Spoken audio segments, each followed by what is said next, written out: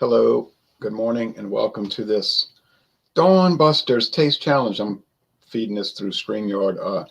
Ronnie S. was talking about joining. He said, could people join if they don't have any liquor? I said, yeah, today's a bad day because I'm kind of busy. But then I thought about it. I said, I'm going to have a hard stop anyway at top of the hour because I like to watch the 6 o'clock news, 6 o'clock Central Time news on WDSU. Louisiana's oldest television station. Anyway, started in 1949. Television was supposed to launch across the United States in 1941, 42, but the United States got involved in World War II, so then it got delayed for at least like 4 or 5 years. Then in 1946, you started seeing a lot of stations going online, but it would have been earlier. But anyway, all right, enough of that. This morning we got so many Canadian whiskey taste challenges coming up. More and more and more. Now, this one has a website, and I have the link below. I have the link below in the description. Lord Calvert, Canadian, imported. And I have, 2 more weeks of Canadian taste challenge just against Lord Calvert. By the time the challenges are over, there won't be much Lord Calvert left. That's the way it's been going. They just keep dissipating each other. Well, that's a good way, and then they're all gone. The competitor has been around since, so that's from 1964, but really earlier than that. I told you I have old. Thanks, Josh. I've saw photos of bottles of Lord Calvert Canadian whiskey that were quite obviously made long before 1964, probably in 1934. But anyway, we know Canadian Hunter hit the market in 1984. I read newspaper articles about it, old cached, archived articles from the New York Times talking about Seagram's is rolling out a new Canadian blended whiskey, Canadian Hunter, and it's going to be for the, what'd they say, for the modern whiskey drinker, whatever that was supposed to mean. And big advertising campaign and everything. I don't know if it really worked out so well because 5 years later they sold Canadian Hunter and a lot of other brands to Sazerac Company, the Sazerac Company, Buffalo Trace, what that is. And you can see that's in a Buffalo Trace style bottle today. The ancient age bottle, McAfee's Benchmark Old Number 8 bottle. That's a standard, really bourbon bottle, but whatever. There's also a 90 proof Hunter Rye. I tried little sample bottles of that. My friend David agreed it was dynamite, but it was gone that fast. Now, so will I be able to tell these apart, one from the other? Cut this tag off the back. Yeah, I think they're not too different. Now, here's what they say about it on the, this is obviously a sell sheet. This is not coming from Canadian Hunter website because there is no such thing. Straightforward with sweet baking spices, butterscotch, dry grain, and dark fruit.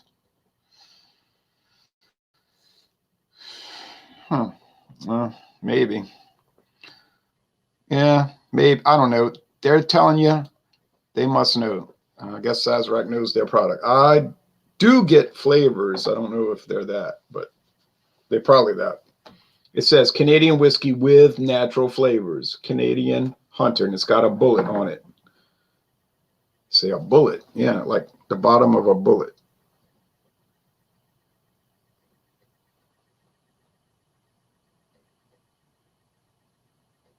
Well, he's a hunter, right? What's he going to hunt with? Rubber bands? Okay.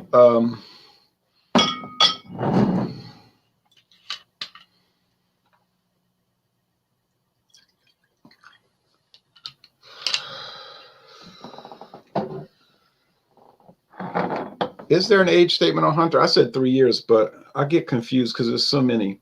Frankfort, Kentucky. Yep, that's Buffalo Trace, folks. Sazerac.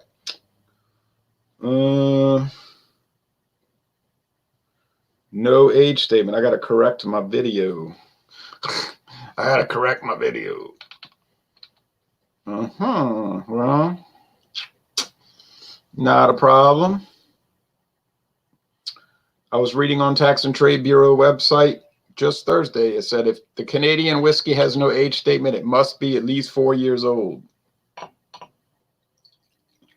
But then again, there's an addendum or a qualifying statement that Canadian blended whiskey, or just straight Canadian whiskey, which is not too common, is imported to the U.S. under the laws of Canada. So the Canadian laws take precedence. And in Canada, the minimum is 3 years. The lowest amount, the smallest amount of aging allowed in Canada is 3 years. All Canadian whiskey has to be aged at least 3 years. In the U.S., that is not a law.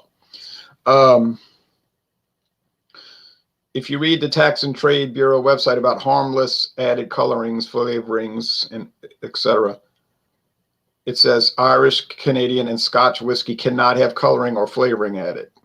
So very clearly, cannot. But the law is, but that regulation is a moot regulation. In other words, it has no meaning. Why? Because Canadian, Irish, and Scotch whiskey are imported under the laws of their country. Their countries. So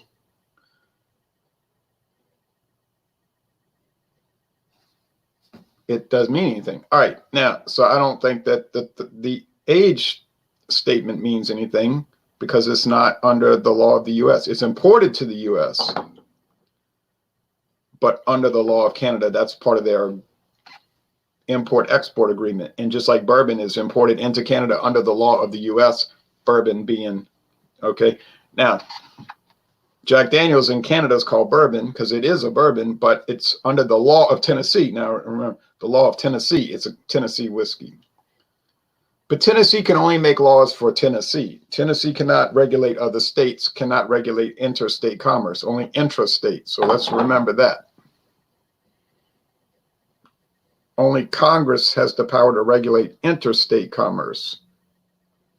Gold and gold, which is probably why that California law about NCAA, college athletes have to receive a certain amount of pay or remuneration from marketing or whatever. It would probably not be constitutional because the NCAA, if they're saying it's commerce, well, that's interstate commerce, international commerce. It's not only applicable to California. Sure, they could enforce that in California if it's intra-state, but how would they determine that? And secondly, the NCAA could say, well, fine, we'll just, all the California schools will be no longer included in the NCAA.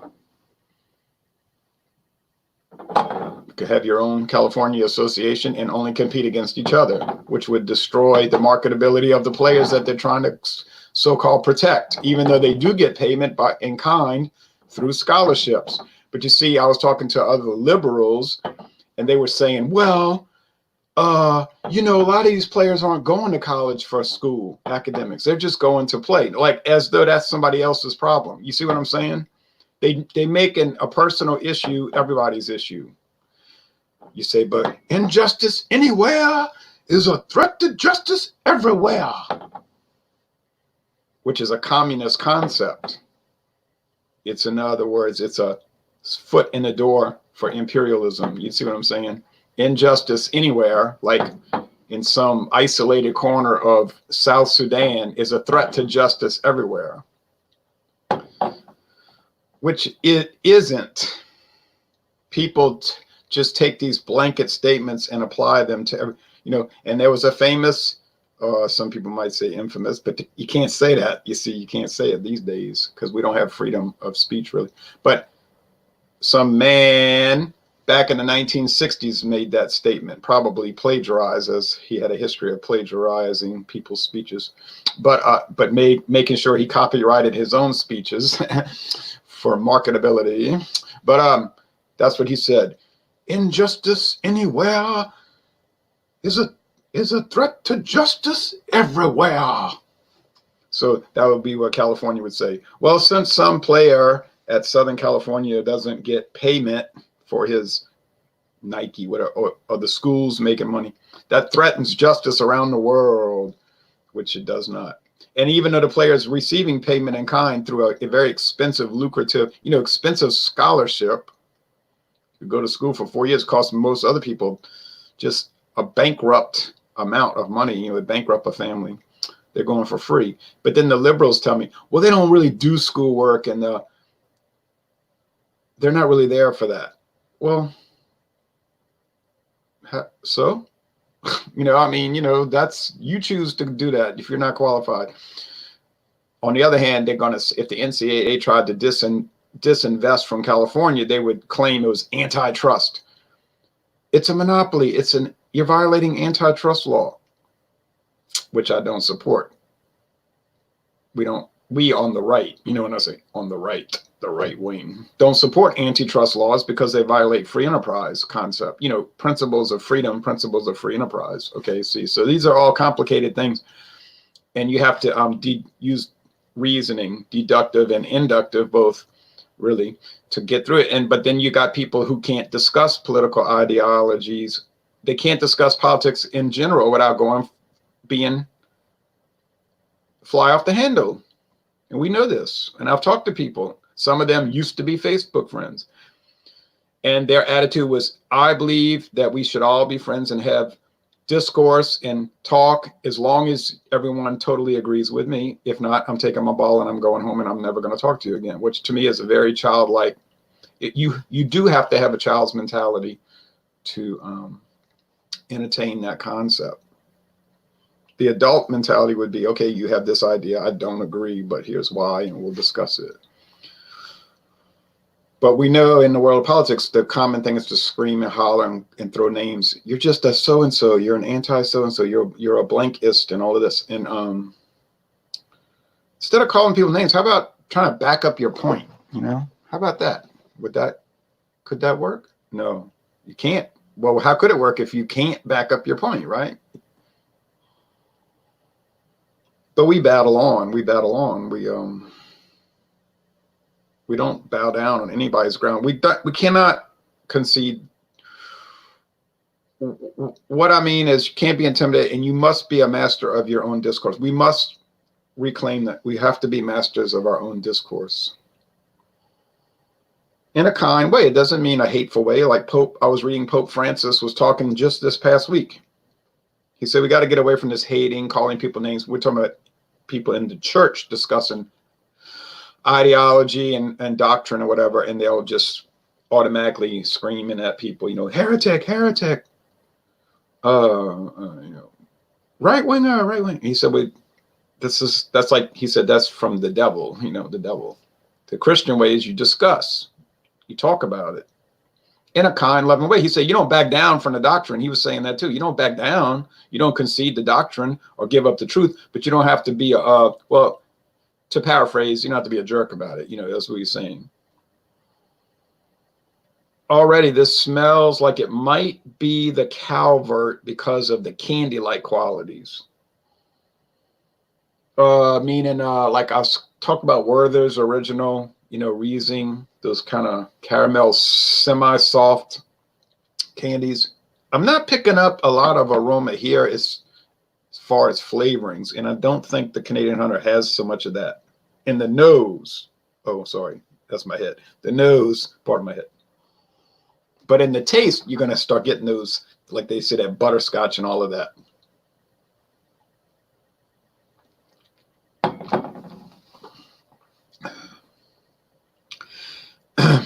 Yes, it has those things, those flavoring components, which have to come from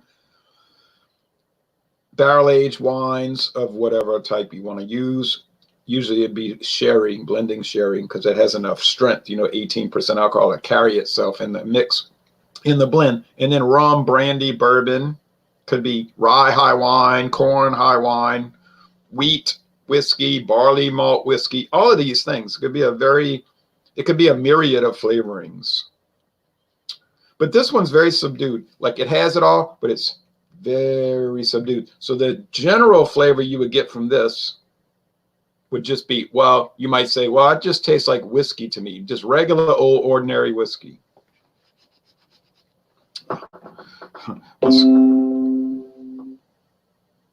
How likely are you to recommend the Mozilla Firefox web browser to a friend or colleague? Well, if it keeps doing this, I don't know if I'd be too likely.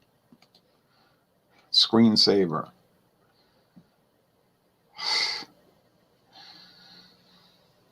I don't know. I don't think my Firefox is that great. It's kind of slow in a way. It's sort of like a slightly better Internet Explorer or whatever it's called now. What is that thing called? It's got a new name. I never use it because I can't stand it. But oh yeah, Microsoft Edge. That's like the worst one. And then Firefox isn't so good anymore. I like Opera, but nobody uses that too much, and it's not compatible with StreamYard. I don't use the Apple one. Safari. I don't have Apple. All right. The Calvert is more candy flavor. Butterscotch. But it's not profound, but it is more of that. Now, what about price? Well, it's a tie because actually Lord Calvert and Canadian Hunter are about identical in price. I paid $8.99 for the Canadian Hunter at International Market. And you can get it at Mathern's too, but they only sell it in the big plastic bottles, I think. But I bought this glass bottle at International Market for $8.99. Well, hey, that is very cheap. Let me see something real fast.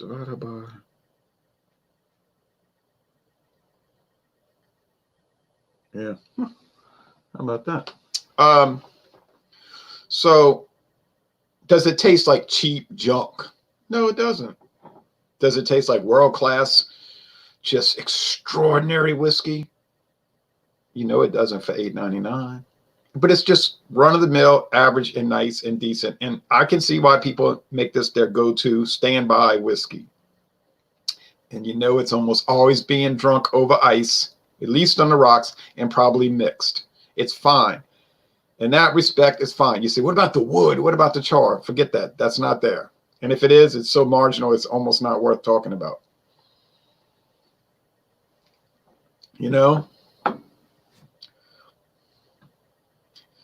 There is a little wood, but it's just a basic product. And that's really all it ever was. But that doesn't mean it's bad.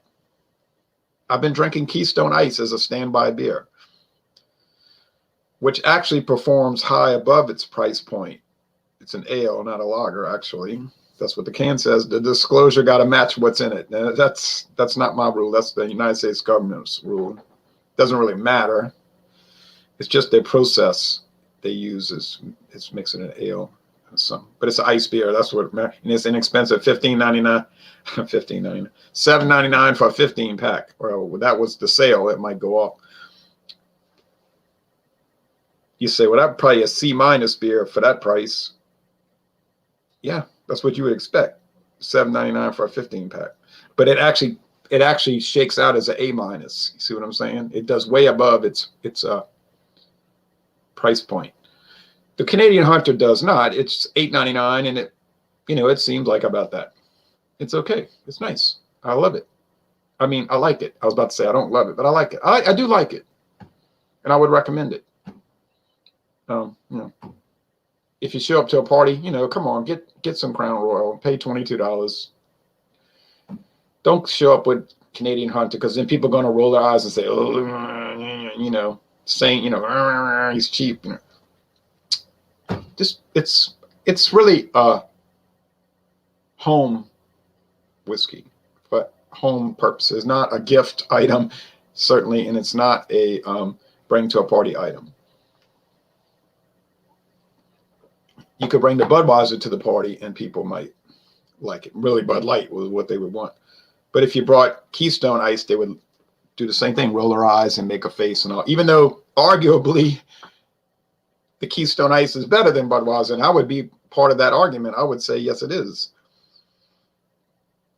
But that's the way I feel about it. I prefer Keystone Ice over Budweiser. Not to say I dislike Budweiser. And it scores below its price point. Budweiser tends to be priced much higher than It needs to be. And don't even talk about Bud Light because it's much higher. I saw somebody buying a 6-pack of Bud Light yesterday at Racetrack, and I looked at that tag, $7.99.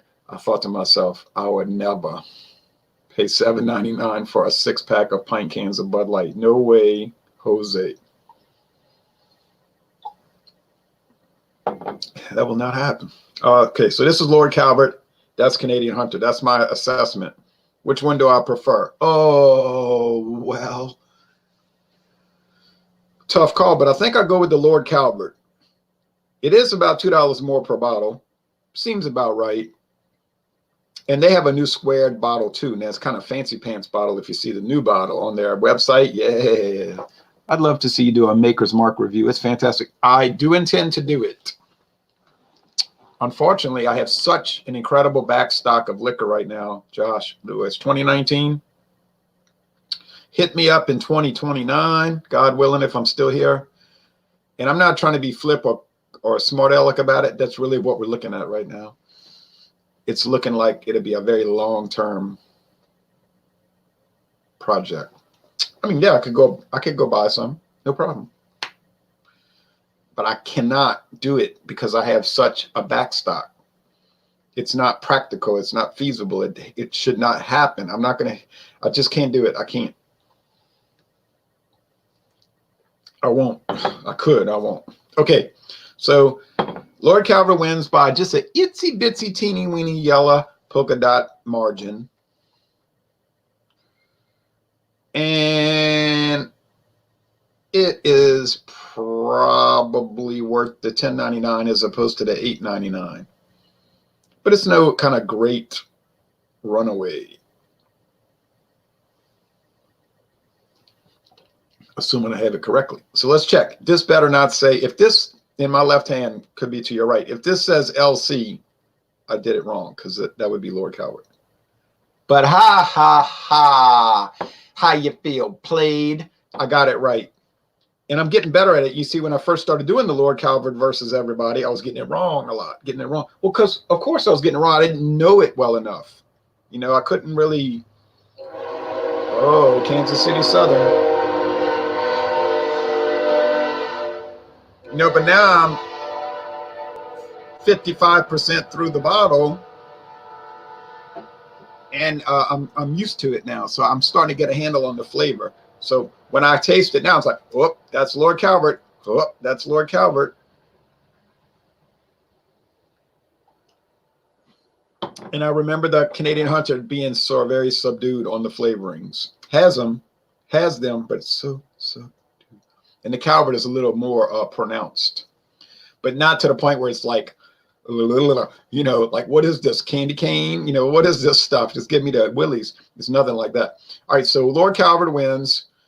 And this was appropriate. So it's cost $2 more per bottle, and it wins by about that range. So that worked out fine. Now, the next one coming up is, I don't know. I have got so many Sazerac products to go into the Taste Challenge. I got the Canadian Crest, the Albertsons Canadian Blended Whiskey, the Royal Canadian, the Caliber. So it's going to take a little while, but then we'll get into Scotch. Whoa, I got the Highland Mist. It's a real product. I don't want to use store brands. Okay, thanks for watching this video production, folks. And everyone, you take care.